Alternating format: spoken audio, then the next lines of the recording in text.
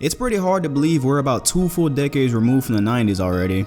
A lot has changed since then, but one thing that hasn't, well, as far as basketball goes, the 90s is still synonymous with Michael Jordan, who led the Bulls to 2 three-peats for a total of 6 championships. And shortly before him, Magic and Bird dominated most of the 80s. That entire decade featured at least one of the 2 players in each NBA Finals. A giant part of Michael's legacy amongst everything else he did is that he never even came close to losing a final series. No Game 7s, and a lot of the era's greatest players retired ringless because of him. And for Magic and Larry, the mini duels of the Celtics and Lakers are gonna live on forever. And despite their individual greatness, their performances in each matchup play a huge part in their legacies. But what if I told you there was another franchise out there aside from the Lakers, Celtics, and Bulls that could have dominated not only part of the 80s but almost all of the 90s? What if I told you there was a player overseas that Michael's legacy was spared from having to deal with? Well, you probably laugh and click away from the video, but I want you to hear the full story before you do that. What's up, NBA fans? Dom2K on the mic, and today I want you to meet the NBA's biggest what-if story, Arvydas Sabonis. All things considered, that's a pretty big statement, but I think you'll see why I made it by the end of the video.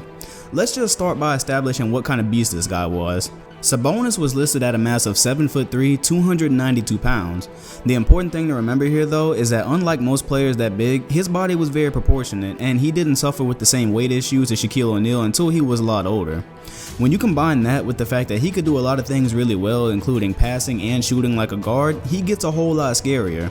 The best way I can briefly describe him would be with a quote from an article written in 1996 when Sabonis had just came to the NBA. Quote, "Picture a player with quickness, anticipation, leaping ability, soft hands, and one of those genius basketball IQs one sees only a few times a decade. Magic Johnson, Larry Bird, Michael Jordan, Chris Mullin, John Stockton.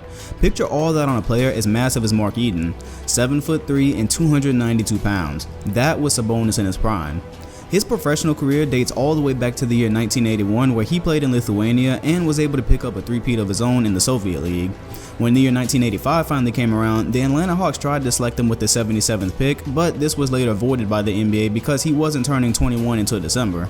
Now, I do want to mention that the age thing is kind of ambiguous because some sources say the age barrier was 22 while others say it was 21, and the specifics on how the Hawks got that mixed up are also pretty unclear, so I went ahead and linked you to an article in the description of this video so you can read up on that yourself. In any case, had this pick went through, Atlanta might have had the star they needed to pair with Dominique Wilkins to make a serious championship run.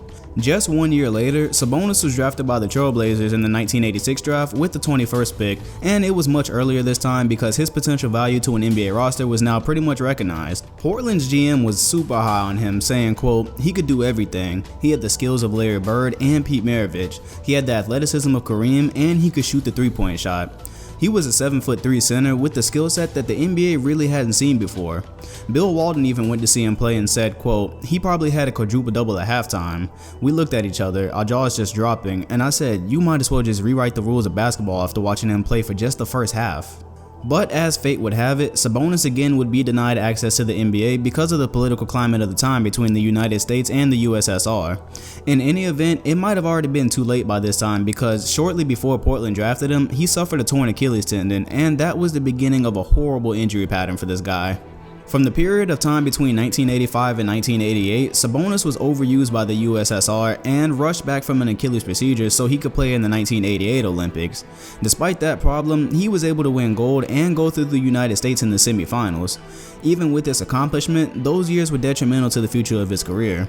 For instance, by the time the year 1992 came around and he was playing in Spain, amongst a bunch of other general leg injuries he had, Sabonis was dealing with an arthritic foot. He tried to get it operated on and it became infected, which was another problem he had to deal with long term. Now, before we move on to his NBA years, I want you to take a look at this because these are all of Sabonis' overseas accomplishments before finally making the jump to the NBA at the older age of 31. Honestly, this is a ridiculous resume and it's impressive pretty much no matter who you are, but I didn't want to go on so much about what he did overseas because I know for some of you it means nothing unless it's the NBA, and to be honest, it's really what he did in the NBA after all those injuries that truly makes people ask, what if? First off, Sabonis finally made the jump to the league in 1995, and at the age of 31 years old with more injuries than you'd even care to count, Portland's team doctor Don Roberts said, quote, "The x-ray alone would get you a handicap parking permit." It got so bad that Roberts went to the point of calling the team's GM to tell him that Sabonis really couldn't play, but they weren't about to give up on what little Sabonis had left in him after all the greatness they'd seen throughout the years, and the GM was pretty right in making that call. In Sabonis' rookie year, he averaged 14.5 points, 8.1 rebounds, and shot nearly 55% from the field. Not impressed? Well, he did this all in only 23 minutes a game. That puts his per 36 minute stats at 22 points and 12 rebounds a game. Let me remind you that this was a 31-year-old in his first year in the league with terrible legs. Also, he was a bit overweight by this time, and if you know anything about how the body works, being overweight and 7 feet, that's not really good for your legs or your feet to start with, but the fact that this was on injured legs, that makes this even more amazing. When Portland finally did decide to let him start, he averaged 17.6 points and 10.7 rebounds and led the Blazers to an 18-3 record finish to the season. His play nearly won him Rookie of the Year, but instead he'd be runner-up to Damon Stoudemire. Oh, and by the way, those 36-minute stats, those were not bullshitting, cause when the playoffs came around, Portland finally took the chains off, allowing him to play exactly 36 minutes a game. With that, he was able to average 23.6 points, 10.2 rebounds, and he shot 55% from the 3-point line this time. This is all in his first playoff experience. If anything, this showed what people saw in him about a decade beforehand, a 7'3" guy who could do almost anything on both sides of the ball. As a matter of fact, those demigods that we do so much talking about these days, like Joel Embiid, Sabonis was en route to be the original demigod of the NBA, and that's what we missed out on. It might surprise you to learn that his best year in the NBA didn't actually come until he was 33 years old, and that's when he averaged 16 and 11. And if you're not impressed by what this guy was able to accomplish at the back end of his professional career, allow me to demonstrate the type of things he was dealing with. Quote, "It was minutes before Game 3 of the 2000 Western Conference semifinals, and the Blazers were in crisis mode. Sabonis couldn't move. His ankle had locked into place, and as he hobbled into the trainer's room at Utah's Delta Center, it looked as if the Blazers would have to make a lineup change. The guy couldn't move at all, and this was right before tip-off. Jensen and Roberts started manipulating the ankle of the 35-year-old center. All of a sudden, there was this clunk from his ankle. Sabonis grunted, moved the ankle, and got up. He said, 'Okay, I'm fine.' There was a click, and whatever was out of place got back into place, and he went on and played. In that playoff game, Sabonis would go on to score 22 points and 8 rebounds in a game he was about to miss because of a locked ankle. That was in the year 2000, and that's the same year that the Trailblazers were only moments away from eliminating Shaq and Kobe. So I purposely waited till near the end of this video to make any mention of his overseas stats because truth be told, you could have easily refuted these numbers by saying there was guys in the NBA who could do this, so why wouldn't they have decreased if he made that switch earlier? My hope is that after showing you some of the things he did at an older age in the league after a ridiculous amount of injuries, you can understand why his impact on the NBA at that younger age would have been legendary. Take for instance the fact that he was a big who could shoot the 3 ball. In the 90s, that means all those rim protectors you guys love, they would have had to step outside to guard him consistently, and that would have opened up the middle for all his teammates, and yeah, one of his teammates would have been Clyde Drexler, so do I really need to explain how a skill set like that would have revolutionized that team? Drexler made it to the finals with the Blazers in 1992, only to fall victim to Jordan. This roster featured talent such as Clyde Drexler, Terry Porter, Jerome Kersey, and Cliff Robinson. Do you even want to begin to imagine how great this squad would have been if you substituted Duckworth for Sabonis? The Blazers would have had a demigod playing the center position, and mind you, this is long before the 3-point shot was popular. You throw in a big guy that defends, rebounds, has a sky-high IQ, he can play post and spread the floor in that era, I think it's extremely safe to say that in the time from 1985 to around the year 2000, NBA history would have been completely flipped on its head.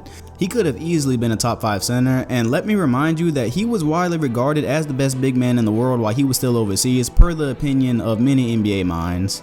The Showtime Lakers would have had an extremely credible threat in the West, and by extension, even the Celtics might have won less championships. That entire 80s duel between Bird and Magic, now you're looking at the Blazers going to a couple of those finals. It honestly doesn't matter how you try to spin this, but with the addition of Sabonis, all of a sudden you're looking at the 80s and 90s being dominated by the Lakers, Celtics, Bulls, and Blazers. If Michael even goes 5-1, one finals matchup between Bird and Magic doesn't happen, or any of the above, everyone's legacy is totally different as we sit here talking today. Let's just be honest here for a second. The fact that when you're debating and you're talking about Michael Jordan, you can immediately throw 6-0 in someone's face, if you can't use that anymore, then that changes the entire game. And if for some reason you didn't know, Clyde Drexler and Michael Jordan had the little rivalry going on where Clyde Drexler would be called the poor man's Jordan, so if he gets one up on Michael in the finals because he has Sabonis as a teammate, that also changes things as well. I'm not at all saying that you wouldn't remember these three as three of the greatest players of all time, but I am saying that losing does change everything, and I'm pretty positive that if the Blazers would have gotten their hands on Sabonis in his prime, there would have been a couple of more losses on all these guys' resumes. So if you've never done your homework on Sabonis, I suggest you go ahead and start. You can pull up his NBA stats and you'd be pretty disappointed at the 12-7 average you see, but if you expand upon what I broke it down for you here and listen to the testimony of many NBA legends that either played against him or saw his youngest days, you then see that the 80s and 90s could have just had one more player that would have turned everything on its head. And we've reached the end of the video. Now this is definitely probably one of my favorite videos I've done because I feel like his career needs to be highlighted. It's very misleading if you go and look up his name and you see 12 points and 7 rebounds, but you really have to go do some digging to see what he was long before the NBA. I've seen 1,000 what if scenarios and they always involve someone like Penny Hardaway, but they never talk about someone like Sabonis because I have a feeling people just don't know what they missed out on. There's so much that can be said about this guy that at the end of this video I am going to put some quotes on the screen from NBA legends and coaches that talked about him because I really couldn't fit everything I found into this video for him. But just know I didn't grab this testimony out of thin air. There are plenty of great NBA minds that saw something special in Sabonis long before he was ever an NBA player. And that combined with what I found on my own really caused me to believe that Michael, Magic, and Larry could have had a few more L's on their resume when it counted. Also, shout out to Dan T for co-writing this video with me. He hit me up in my Twitter DMs and he had a long post on Google Plus actually that I read, and after reviewing it I really wanted to make this video. I used a portion of what he wrote in that post for this video, so therefore the video was co-written. I'm going to link you guys to his Twitter and I'm going to link you to that Google Plus post so you can go read it yourself. And now that that's over with, you can't claim I had a ghostwriter and give me the Drake treatment. I'm gonna go ahead and go now. So hit the like button, comment, and subscribe if you learned something. Hit the bell next to my name if you want more videos like this. I'm Dom2K and I'll see you guys in the next video. Thanks for watching.